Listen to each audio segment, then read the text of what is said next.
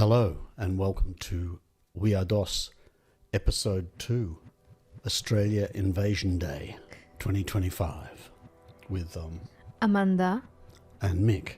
Here we are. Yeah, we're back to talk again and see if we've got anything interesting to say this time. Good luck, everybody. So since our last talk, just the last couple of days, we've delivered the album that we were working on, Golden Mirrors, which has been delivered to the appropriate record companies with all the artwork and everything, so we're pretty excited about that. The first feature track should be out On my birthday, February 28th. And the second feature song and possibly the digital album release will be on March 28th. At the moment. That's the moment, supposedly. So probably a limited edition physical release happening probably with vinyl, which could be in April or August, and also a CD. We're still working out the exact dates of all of that, but I'm just banging this one out really quickly. First in our Uncovered series, Volume 1 in the Uncovered series, the songs of Jackson C. Frank. Yeah, the Uncovered series is supposed to be for us to explore different songwriters we're interested in and take their work into somewhere completely crazy and different with our very depressing style. Crazy and different. Well, I mean, it's going to be different anyway because Yes. It's going to have our imprint on it, so it'll be our style, taking those things into our style. I think Finding that's obscure songs and learning strange stories about them. something like that. Yeah. Let's hope you all like it.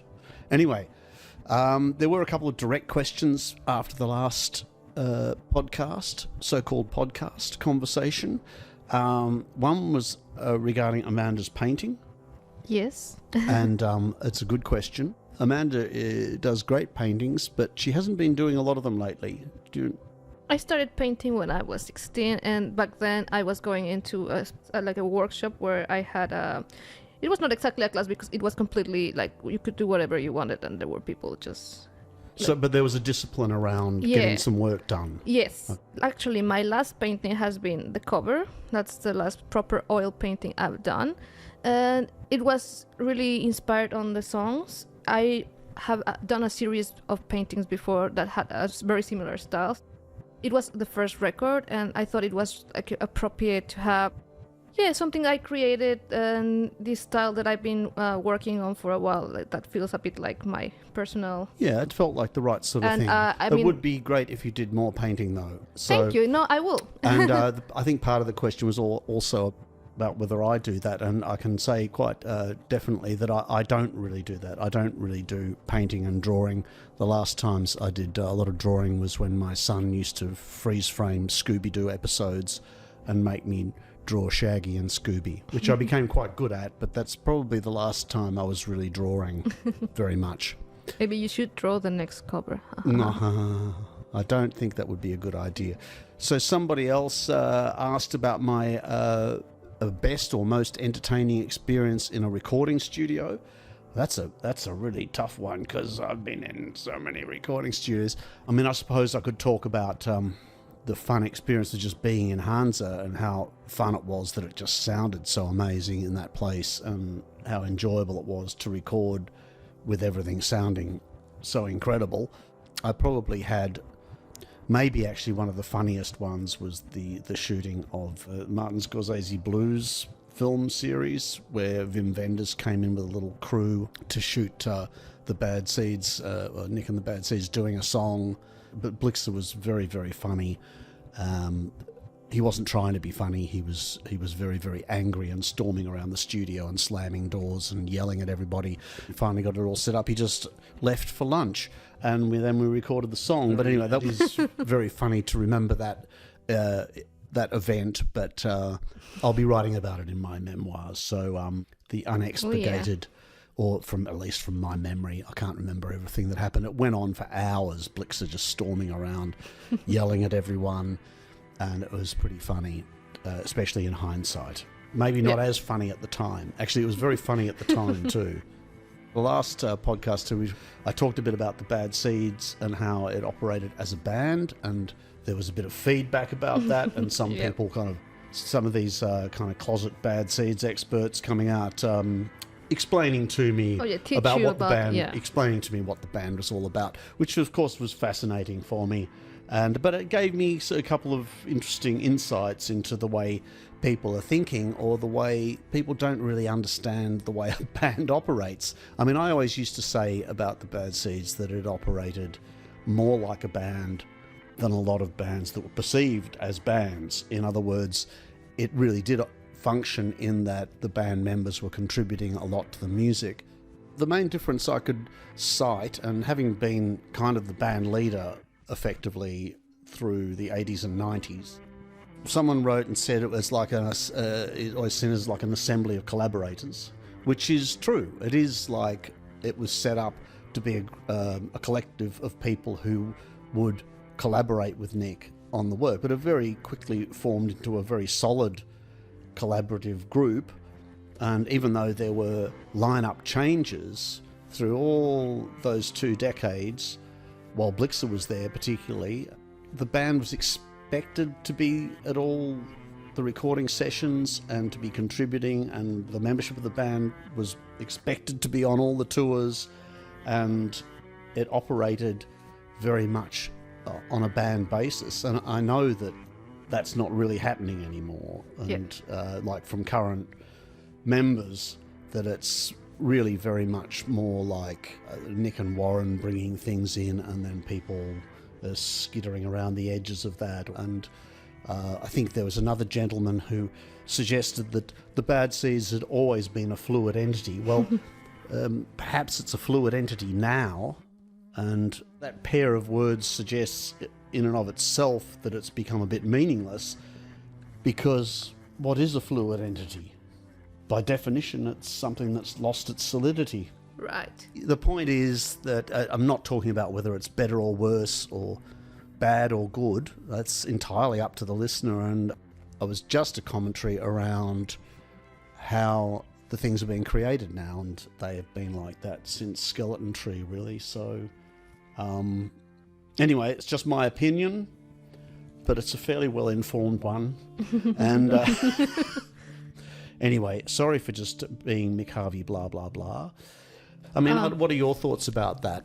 Just see if you've got. No, I think I saw someone commenting that that they understand what you mean, because independently of the albums being really good currently, which I personally really love, like lots of the things that they are doing now, you were not talking about the quality of the work. You were talking about the dynamic, and yes, a lot of fans discuss this constantly online. People who defend one thing or the other. But there's a noticeable change in the dynamic. Yeah. So that's what you're saying. Yeah, I'm just observing that too. I think it's quite relevant for me to be able to say something about that as an insight, especially when you say that people are talking about this. Yeah, that's a very discussed subject, especially on social media and everything. So I would just, the fluid entity. Maybe they should change their name to Nick Cave and the Fluid Entity. And everyone can say, yeah, that sounds pretty meaningless to me. Well, it's not a terrible name for a band. Actually, it's not such a bad name for a band. Yeah. We discussed talking about was like to maybe in a different podcast go through different specific albums that I've been involved with, because it's a bit scary. Yeah. Across the last however many years it's been, 540 or however many years it's been, mate, when I go back and actually add up the albums that I've been involved in, like fully, like either like musician or main arranger and co-producer, or just even producer or guest musician or whatever, I've made like about 80 albums or something. And you're just talking about the ones you were really focused on. That I was fully involved in. So the real amount, in fact, it might be more scary. than that. Yeah. It might be more like 90 by now, I'm not sure. Anyway, it's a lot of albums. And I just thought something we could do in different sessions, conversations we have, is kind of talk about specific ones or a little group of those and discuss stuff about them. First of all, I thought I should just talk a little bit about my solo albums. Sure. My contentious solo album. Because I've read in different assessments of them that and got the impression that some people find them a bit unwieldy, like they find them a little bit confusing and can't quite work out what's going on. And to me, I can understand that because there's a lot of different things. Yes. But they're kind of clearly different in and of themselves to me. So just by way of clarification, there's like 4 albums of Gainsbourg songs that I did. There's quite a few albums of soundtrack music. And then beyond that, my solo albums and collaborative albums, like the ones with you, very much like my solo albums. Yes. And I would have thought that was pretty clear. Yeah, for me it is. I'm not sure for anyone else.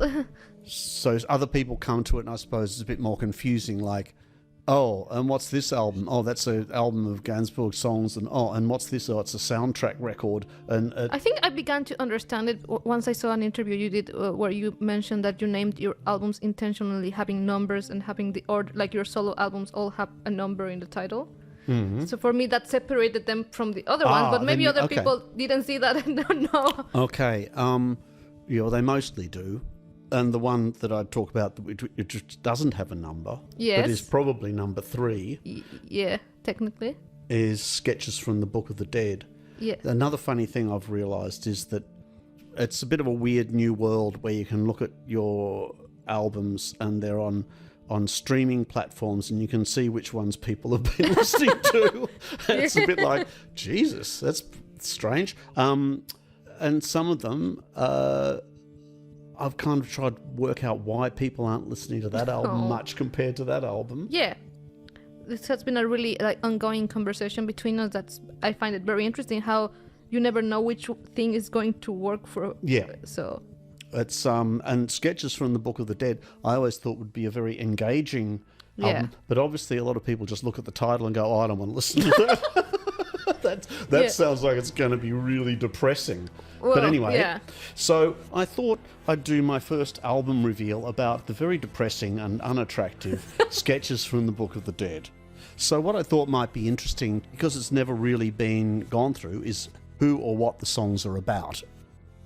And I thought people listening to this must be pretty weird anyway. So we are DOS and they are probably weirdos. So I wanted to talk about the album. The first song on the album is October Boy. And I think it's well known that it's about Roland. It's a song I wrote about Roland. Yes. Yeah. It was the only song about someone who'd left us recently at the time. Everybody else was much further in the past, so I'd had more time to speculate or think about how I felt about those people. In a way, I approached the song very cautiously because it was just such a recent subject, so I suppose it could have felt raw, the emotion, and I wanted to be really careful about not being ponderous or over melancholy. And, you know, when you're still in the immediate aftermath of a loss, it can descend into that pretty easily. So the song itself is actually about writing the song and the dilemma of writing the song, as well as being about aspects of Roland. But I tried to keep the aspects of his personality that I put in there to be quite light-hearted, or finding not being ponderous. And then I told the story. I didn't really tell a story. I have a question. Did he really actually tell you, if you write a song in the Book of the Dead? Yes. Yeah. Okay. So, I mean, there was a line in one of the songs that we were doing on Pop Crimes where he refers to the Book of the Dead in the lyrics, and I said to him, I did reveal to him that I was working on a project which was provisionally called Sketches from the Book of the Dead. And he said, write one for me. Because he was very much, on the way out. He knew he only had a short... So you started the project before it happened with Roland? Yes, yeah. So I was already working on the project when we were through that year, and I was already collecting songs and so forth, writing the songs for it, and we were working on Pop Crimes at that time. And then that lyric came up in one of his songs, and I mentioned the project I was working on. to write? Like you didn't write? I didn't write it while he was still alive. Okay. No. Yeah.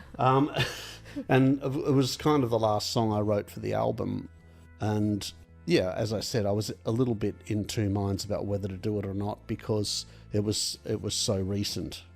Anyway, I did do it, and I went around a process of writing about that dilemma in the writing of the song itself, and should I write the song, and how do I go about writing it, and do I make it carefree or make it sad? Yeah. So the next song is The Ballad of Jay Givens. Yes. And what do you think that's about? Well, I'm interested. I think we have discussed it before, and I know it was about a real person in your father's life. Yeah. So it is based on a true story about my father's best friend from when he was in his early 20s.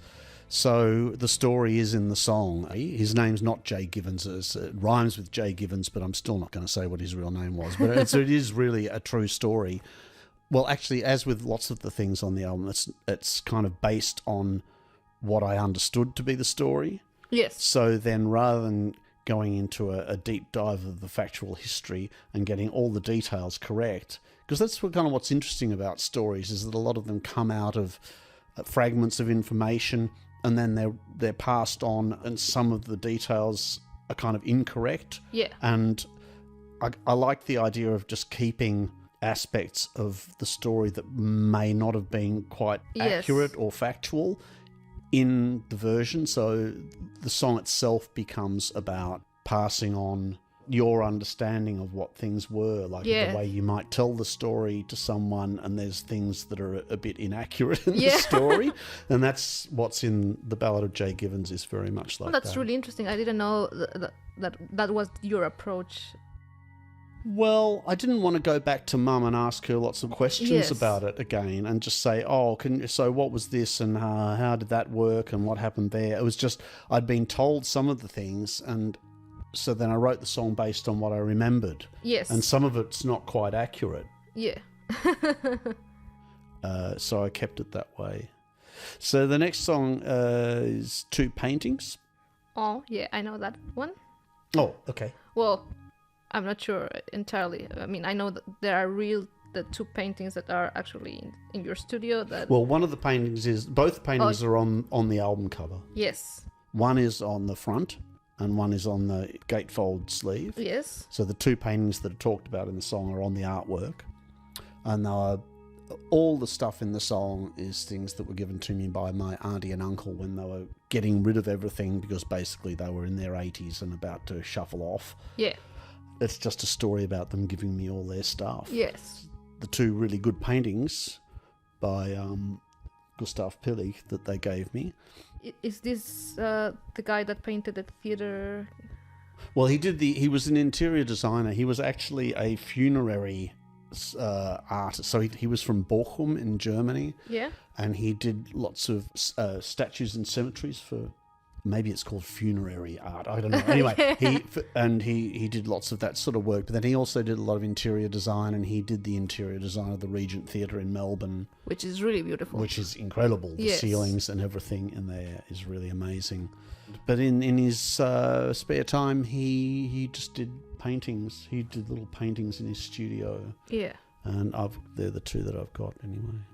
So the next song is Rhymeless. Yep. Which is obviously using a lot of nursery rhymes. It was probably intended for more than a couple of people, but people who died leaving young children behind. Oh, okay. So it's like them not being around to sing those songs to their children. Oh, wow. It's pretty depressing. Yeah, it is. Sorry, another well, sorry. Mr. Depressing. But I'm sorry. I was very one of them was a guy called Andrew, who was a double bass player in Melbourne, who I think he might actually have played on Teenage Snuff Film. Okay. His story was very particular. I don't want to kind of go into it because it's a bit personal. Yes. But it was a very sad story. And the other was Bruno Adams, who obviously I recorded 2 songs by. Yeah. Planetarium, and more recently We Had an Island. And so it was kind of for him because he had 2 small kids in Berlin when he died. And I don't know, I found that quite moving, kind of sad that a parent that you miss all of that, you miss out on all of that experience, and the children more particularly miss out on that experience. Oh God, now I've just bummed everybody out. Everyone's turned off. So I've always been a bit curious about what Frankie T and Frankie C is about. It's one that I never truly got. So Yeah, well, I suppose it's pretty obscure, and I deliberately obscured it by naming it that way. I didn't want to use people's real names, particularly. yes. And Tracy Pugh's middle name was Franklin. Mm? So I thought it's a song about a man and a woman, and so I can almost make it a little bit like Frankie and Johnny, but that seemed a bit weird. So Frankie T is Frankie Tracy. Frankie Tracy, yeah. And Frankie C is, well, I had to make the T and C rhyme, so the C is Craswell. So it's actually a song about Tracy and Lisa, his girlfriend, who died about 10 months before he died. About their relationship, I guess, and about the aftermath of Lisa dying, just how that impacted on. It's all in the song, really. If you now know that that's what it's about.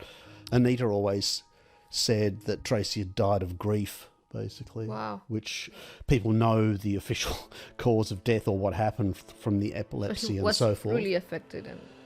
He was in a deep state of grief during that whole year. Yeah. Anita's position was, well, he died of grief, basically. So, which is an incredibly sad story. And it is. At his funeral, they played Wild World, which was apparently his favourite birthday party song. I wasn't able to get back for the funeral from England's All 2. It was just impossible. We were on the way to America or something crazy, like I can't even remember. And so I kind of co-opted lines from that song into, All Night Long, Up in Your Arms Tonight, and those things. I'm pretty sure they're from Wild World. Maybe I think they're from I'll have to check the lyrics to Wild World. But I definitely incorporated bits and pieces of lines from Wild World into the song. Oh, that's beautiful. Which seemed very appropriate to the situation as well, because it's a pretty wild world that he lived in, Tracy. He lived it pretty wild. And the next song is A Place Called Passion. Can you talk a bit about that, please? Sure. That's what I'm here to do. Yes. It's about my great uncle who died at Passchendaele in the First War. Nothing much else needs to be said about that, really. Yeah. And the next one is To Each His Own. Indeed, it is. Actually about my father. Yes. Whose name was Edgar Arthur Carverley Harvey, which initials are EACH. And every time he would sign anything, the capital letters were each. So wow. So the song is it's just about him and about his name, effectively, in a way quite disguised. It's quite an obscure song in a way but now that I've said that, it's no longer obscure. The song is quite intelligible if you know that information. Yes. All the lyrics make complete sense suddenly. So perhaps I should have revealed that a long time ago. One of my favorite songs in the album is The Bells Never Rang. And so, of course, as we are discussing every song, I would love to hear what's all about. Yeah, it's basically written about my friend Jeff Bell, who was kind of a childhood friend. And I suppose each verse details one of our intersections through the years, because I would just see him sporadically after we were teenagers and I moved out of home and started being in the band and so forth. I would just see him every 5 to 10 years or something, and we'd meet up somewhere. So each verse documents one of those times when we'd kind of meet up and hang out together. The last one being where he was living on Lake Geneva, and that was the last time I saw him, and then he just mysteriously died, probably of a heart attack in his late 40s by himself in his apartment. And it's just one of those mysterious things and is inexplicable. You're just left with these fragments of memories of strange intersectionality, and he was also he was a bit of a drifter, so he never really focused on or achieved anything, which I guess is why the song is kind of called "The Bells Never Rang," because things never really happened for him. That's really sad.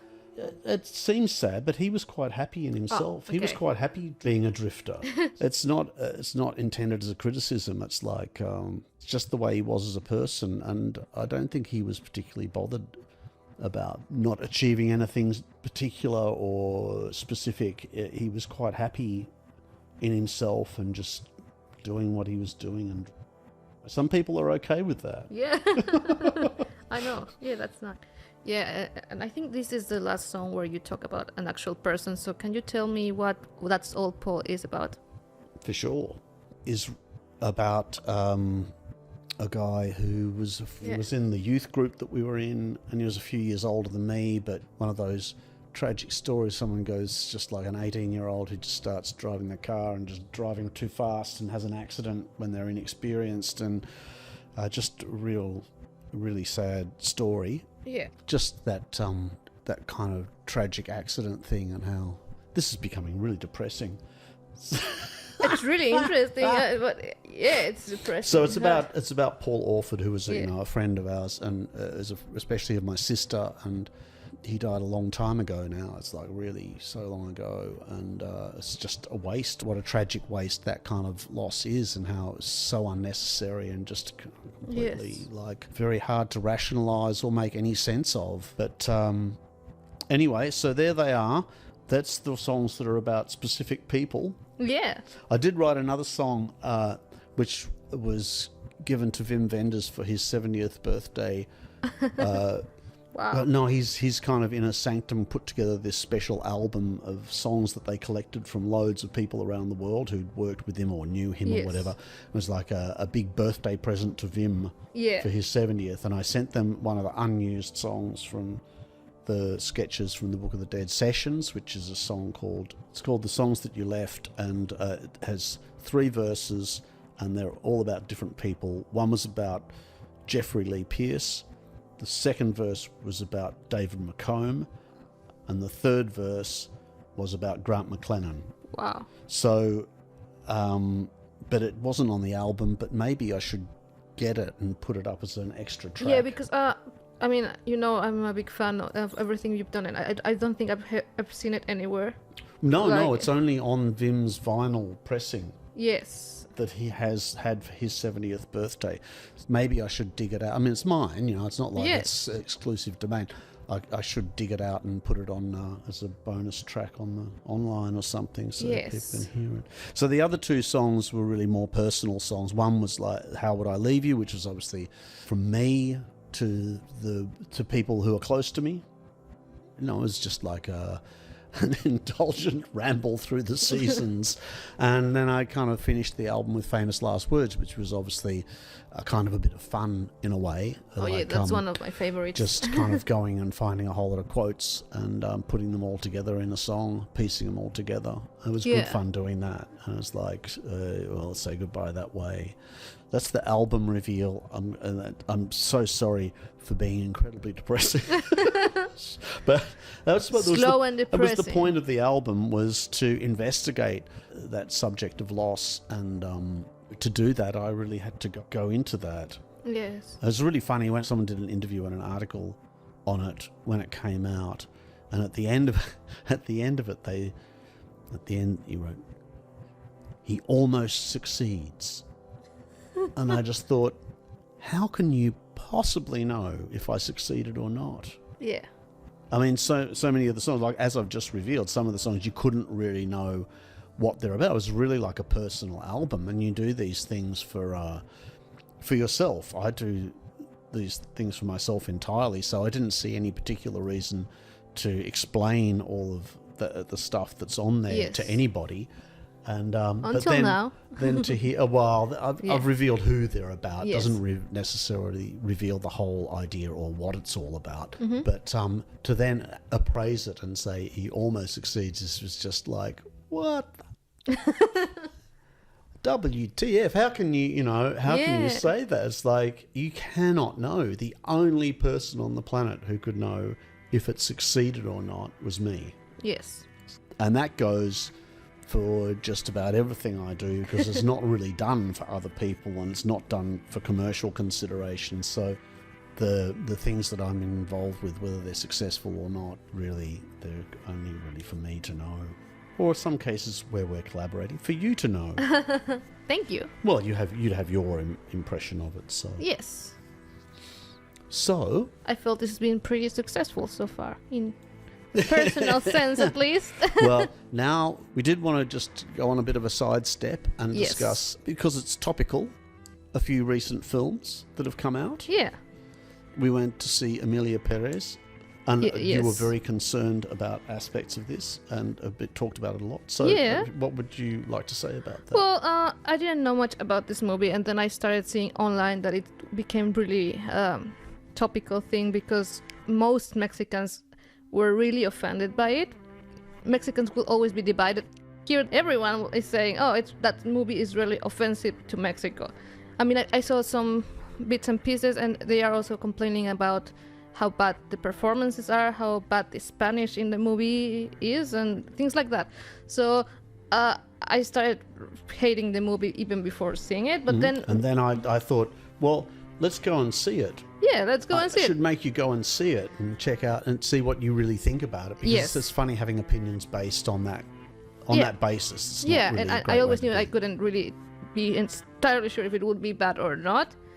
And now we have seen it.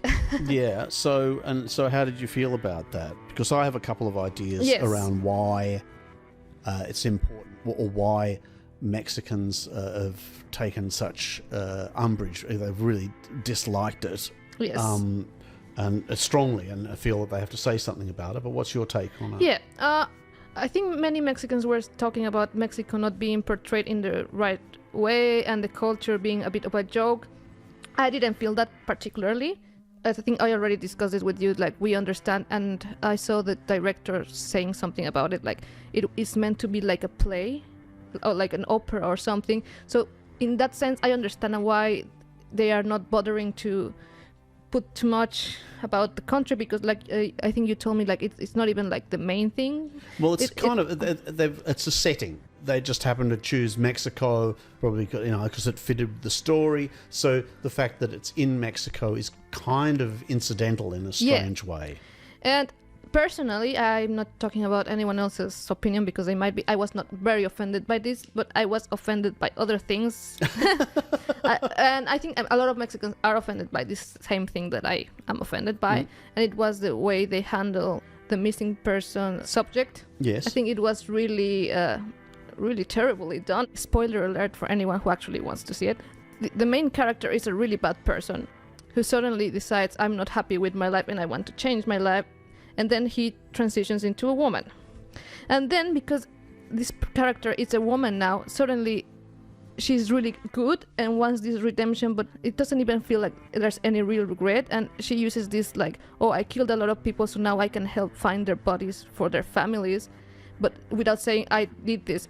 And it's appropriating this thing to make herself look like a good person. And it doesn't really make a lot of sense. They just kind of explain away the gravity of it, and they just kind of make it like this positive thing. Yeah, And very and uninformed. as if this is a great... At the same time, I understand that the movie's just using it as a kind of vehicle or a thing to tell the story. Not very well, I might say. It's not even really very well done, all of that stuff. And so it as a consequence of it being badly done, it kind of undermines the whole subject. yeah, and it's a very current subject. That's like, the numbers are scary. The character gets this redemption and forgiveness and actually hugs from the families of the victims, which in real life, if someone was just like, forget it, there wouldn't be a way to forgive these actions. Yeah, but they don't know that about I know, the past but that's actions. the problem. Like, Yeah, there's that's the no problem, like, yeah. oh, I'm using this to get their forgiveness without even admitting it was me. Like, no That I did responsibility. this as well yeah, in the and then at past, the end, yeah. it's like everyone is praising this character. Like, that for me is the offensive part. And then something we can discuss together, like the music. Well, yeah, that's another level. There's a whole nother level of the film where it could have been quite a good, serious movie if it had been handled a little bit better, but they completely undermined themselves by making some incredibly silly set pieces with the music. The whole movie begins quite well, and some of the set pieces and songs are really interesting, and then they just made it like a really lightweight, silly movie. And then you see the lyrics, and the lyrics in Spanish and English might be different. Like people who just hear the songs without hearing the actual Spanish, but it's a really basic and poorly written Spanish. Mm-hmm. And that's a bit like, oh, I'm hearing this song that even sounds funny, even if the music was nice, but the words are sounding wrong. Yeah, well, I mean, the lyrics. I mean, I don't know who wrote the lyrics, but you know, the fact I think there's only one song in English from memory. Two. There's two. The Doctor one and the the Doctor one and the one in Bangkok, which are both really bad. And like the lyrics, well, the lyrics aren't that great. Let's put it that way. Yes. They're a bit poorly written in the long run, and I think part of the problem around that, whoever's actually done them, is that they're getting approval ultimately from a bunch of French people who don't know whether those lyrics are good or not in English and Spanish. Yeah. I suspect that it might be part of the problem. Yes, most people think that. Because, you know, they're a bit grating. Some of the lyrics are coming out and you're like, oh. In a way, a lot of things that happen in musicals or opera are like that. There are words that are being sung and you're just like, but that's there's some structure ridiculous. and some... I'm a big fan of musicals, sorry. So I know. Just sharing this with people. And I noticed that they try to copy some structures of other songs that are in musicals and work very well. It didn't necessarily work in this one. There were a couple of exceptions that I really liked, the way they were developed. One was the first one, the last one, and one in the middle. So there's redeemable qualities of the movie, and also I can see that it was not done intentionally to be offensive or bad. Like they thought they had a really good idea. Yeah, I mean, the point is that it's all just been a vehicle to tell this kind of story, which is pretty weird and flimsy, and there's no responsibility around a more serious subjects that are being dealt with in there. That's the problem. Yes. As a Mexican who has to deal with the disappearing people every day, like literally entering Facebook and social media every day and seeing new faces and new stories about how this is affecting people very close to home, and it's clearly not dealt because they are not offering really empathy or a solution or any sort of insight for people outside of Mexico to understand the issue. They are just using it as a vehicle for their own agenda, which is showing their great artistic idea with this great character that has this great redemption, and it's really not like that. It's not perceived like that by anyone in Mexico. Okay. And I cannot really speak about the transgender community myself, but what I understand is their problem with the movie is that transgender people transition to match the person they always felt they were, and in this movie they show the transition as, it's a clean slate, new person. It's basically like they reinvented her entire brain to be a new person, and it's also being very lightweight about this, so I think they are finding it offensive as well. But certainly the way that those contentious subjects are dealt with in the movie or are incorporated into the movie is a little insensitive to how people very deeply involved with those subjects are going to respond, or how their experience with those subjects is. And the other thing is that there's quite a lot of lazy stereotypes and simplistic cultural references in the film. Yeah, I said, I was not super offended by this, but it clearly wasn't properly researched, and you can see that they didn't have any consultant or any proper Mexican in the team confirming if these stereotypes would be perceived as offensive or not, and that's the big mistake. And the reason I think that Mexicans are probably really more offended by that than anything is that the film is being lauded and given awards and praised as being this brilliant thing. If it were not being popular and being criticised, then they wouldn't be so worried about it. But because it's getting such high praise, I think they feel like they need to say something about what's wrong in there. If it were just a flop, then nobody would have to worry about that. Exactly. So part of the the thing that's going on there too, for me, is something that happens with a lot of films and filmmakers, which is that they become so immersed in their idea that they get a bit lost in it and can no longer make objective decisions, which is understandable because a film project like that is enormous. And most film projects are pretty large or enormous and become very unwieldy and difficult. But quite often, in my experience of doing soundtrack work, is that you'll be coming to the tail end of a film and there'll be a lot of discussion around the emotional content or the drivers in the film or what's meant to be happening. And sometimes I'll just be looking at it thinking, well, you're so immersed in the film that you think that's what's happening, but actually it's not quite working, and it's almost impossible to unravel that, and it's because it's too late. Yeah, because I think you said this to me, any artistic idea, you need to commit to it and go with it through till the end, and go with the whole project, and probably get so immersed that you lose perspective. Yeah, it can happen with recording projects too, yeah. So you start out with an idea, and then if the idea is a little bit crooked or not quite in the exact, or it's not working at some point, it's kind of like it's almost too late already. Yes. I mean, some albums get pulled and never released, but most things get seen through to their conclusion, and sometimes the concept is a little bit wrong or doesn't quite work out, but you're in this process where you have to see things through to the end. Yeah. So it certainly happens with albums. I'm quite sympathetic when I see other people making records and then they make a record that's supposedly really bad and everyone assumes, oh, they've lost it or something. And it's not necessarily that at all. It's just that particular set of recordings kind of took a slightly wrong turn, and it was, once you're deep inside it, it's really hard to correct that. It's really hard to get it back on course because you kind of buy into the ideas and the concepts, and at some point it's very hard to be objective about them again. Absolutely. Because you believe in it, and then other people might tell you they believe in it, but it doesn't necessarily translate in how it's going to be perceived by the main audience or the listeners or the people who watch the movie or anything. Yeah, well, and I must say too that as a creative person, an artist who makes stuff like that, I never know how the audience or the public is going to respond to anything I do anyway. I've never understood that part of it.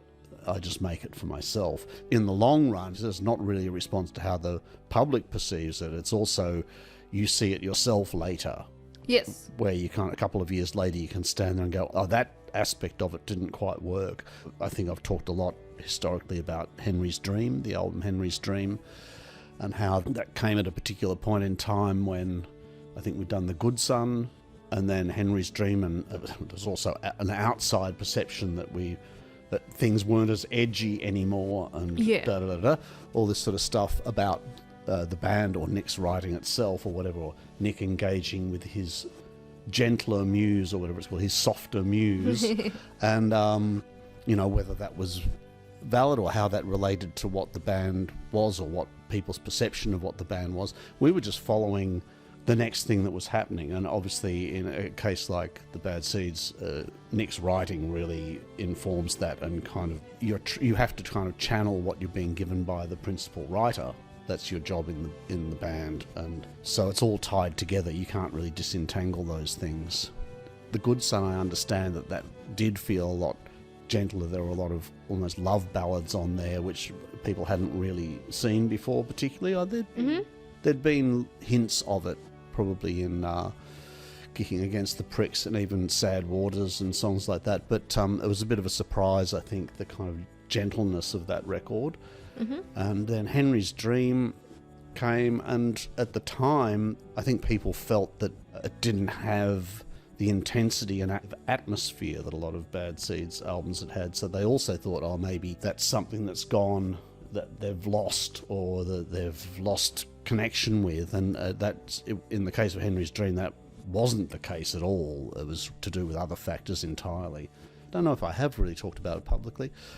Just that, well, we were asked to get an outside producer, which was meant to be part of a learning process where we'd always produced ourselves, and there were reasons why there was a discussion around getting an outside producer. And then we famously got in David Briggs, who'd worked with Neil Young on the basis, or at least Nick's perception that he would produce us the least of any of the candidates. But what that resulted in was that it was a bit underproduced. The basic recordings are actually really good. I think over time, I don't think that album is really looked at the way it was at the time anymore. No, actually, yes, that's something I wanted to say. Now, fans from that time and new fans see that as one of the best ones, or whenever they are comparing the new material, they are almost saying, "Oh, I wish it was still like it was in Henry's Dream." Yeah, so I think there's always going to be this. That's funny, and then because that means that over time, it's really come back to the strength of the songs and the strength of the performances, because the mixes of that album that exist are not good. That album could be mixed much better. Ultimately, I discovered when I came to do the 5.1 versions, which was this kind of project that was around when they thought 5.1 surround versions of albums might be the next thing. And we kind of basically did the entire catalogue. And when I came to that album, I just had to mix it differently. Yeah. I mean, I know it's going in 5.1, but I was basically matching the sounds and the balancing of everything and the writing of the instruments and everything with the original recordings. But in the case of Henry's Dream, I simply couldn't make it sound worse than the basic original recordings sounded. I couldn't start processing it to make the sounds worse than they were on the recording. The 5.1 of that sounds quite different. We did the first mixes with David Briggs, and we had to can them and redo them, and we got Tony Cohen in, and he did the mixes again. So we did a second batch of mixes, and that's what got released. And when I came to do the 5.1 stuff, I realised it had just been mixed badly twice. Yeah. And that again, that's another example of you have to go into the process. So even with the mixing process, you go into a style of the way it's being mixed, and you commit to it being this particular way. And after you've listened to things hundreds of times over and over, you get familiarized with the way it sounds. And this used to particularly be the way it was when you had to spend 6 hours or 8 hours of a day mixing a song. Just adding a comment of not related to your album, but mostly about our albums. As a person who's starting in this world, it's been one of the main challenges for me, because you send me a mix and I said, "Oh, that's really great," and you said, "Oh, but it's still not finished," and then it will be mixed differently. And sometimes it's like, "Oh, I already got used to the first mix," and then it's very delicate to know all the details that could change between one and the second mix. You never know which is the right thing unless you feel it correctly. Yeah, and that's a very common problem, that you become used to the way something sounds, and then when you hear it sounding differently, you have to adapt to that, or be able to be very open-minded, especially when you've liked the way it sounded before. And that's also something that happens with the listener too, or the fans or whatever, that they hear these things when they come to a new artist in particular. They very often, it's the albums and the things that they first heard when they discovered that particular artist that they retain a very strong connection with. And when things that artist starts doing start sounding different, they don't like, because it's a very common thing that happens with listening to things, with your connection with sound and what the atmosphere of things are. And that goes through all artistic disciplines, I think, really, but it's very particular with music. Mixes are really particular. How you go about mixing stuff is really particular. It's much more controllable and easier to see when you're on the wrong track these days, because everything gets held and kind of, it's in computers. In the old days, before that, like even just 12 to 15 years ago, you would be going into the studio, or maybe a little bit more than that, maybe 20 years ago, you'd be going into the studio, you'd start doing mixes, and you would spend half the day doing one mix. Sometimes maybe all day. So you'd be hearing the same song all day. And at the start of the day, the engineer, or the producer and the engineer, or me or whoever was there, you would start setting up the sounds and working on how you wanted the general, I hate to use the term, but soundscape was of the thing, like the atmosphere of and the way the instruments were working together. So you'd be EQing things and putting effects on things. And if you got that wrong, after about an hour or two, you'd be well into the mix. And if you got that basic setup wrong, you couldn't tell anymore because you were so used to hearing it over and over. So again, it's the same thing as I said about committing into the concept. Then you have to follow through and finish that mix. You'll only realise later that it's wrong. While you're in the middle of it, you can't see that. And I think it's like that, really like that with films. People, when they're producing films and in the post-production, they become so obsessed with their work and with that this is doing this and that this person's emotional response is like this. And if it's not working, they can't see it because they've had to buy into it. So, absolutely. Anyway, so did you think there was a bit like that with Emilia Pérez too? Yeah, I think we did. Definitely, because clearly I've seen interviews with the director and everything, like he doesn't understand why it's being so controversial and offensive, and even some of the actors, and it's like, oh, clearly they got so immersed in it and believed in their project, and that missed that they needed more information to deal with these subjects, and that some of the songs didn't work out, and you know, all these details that now are being criticized. They clearly didn't know. They just committed into everything. They bought into everything. And that's what you do. That's what you have to do when you're working. That is understandable. I find that completely forgivable and understandable. The fact that happens, it doesn't change the fact that there's things that are a bit wrong with the film. I agree. Anyway, so there you go. Aside from all of that, I was thinking the fact that we're recording this after Trump's inauguration and his first day in office, and actually I feel pretty bleak and down about everything. On some level you have to carry on with what you do, but honestly it all seems so out of control.